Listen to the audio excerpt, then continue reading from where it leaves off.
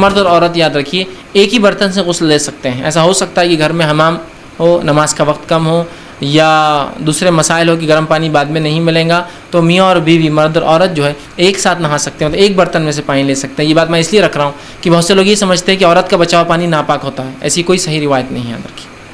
اس لیے کہ ماں عائشہ کی ایک روایت آتی ہے رضی اللہ عنہا, جو ہے یہ صحیح روایت ہے, کہ وہ کہتی ہے کہ آپ صلی اللہ علیہ وسلم میں نے غسل جنابت ایک ہی برتن میں سے, ایک ہی ٹب میں سے لیا, کہ میں ایک بار لیتی اور اپنے آپ کو دھوتی, اور پھر آپ میں ایک بار لیتے وہ مگ اور اپنے آپ کو وہ کرتی. رات کا وقت تھا, ٹھیک ہے. تو اس سے پتہ چلا کہ بیک وقت میاں بیوی نہا بھی سکتے ہیں, اور کامن پانی یوز کر رہے تھے دونوں, ایک ہی ٹب میں دونوں ہاتھ ڈال کر ایک ہی مگے سے دھو رہے تھے. مطلب ایک بار میں عائشہ لے کے اپنی باری کری تھی, ایک بار آپ سمجھ جیسا کہ وضو کرتے ہوتے ہیں دو مرد اگر وضو کر رہے ہیں تو ایک کے بعد ایک کے, تو ویسا وہ دونوں مل کر شیئر کر رہے تھے. اس سے پتہ چلا کہ عورت کا بچا ہوا پانی ناپاک نہیں ہوتا, یہ عورت جس پانی میں ہاتھ ڈالے وہ ناپاک نہیں ہوتا ہے.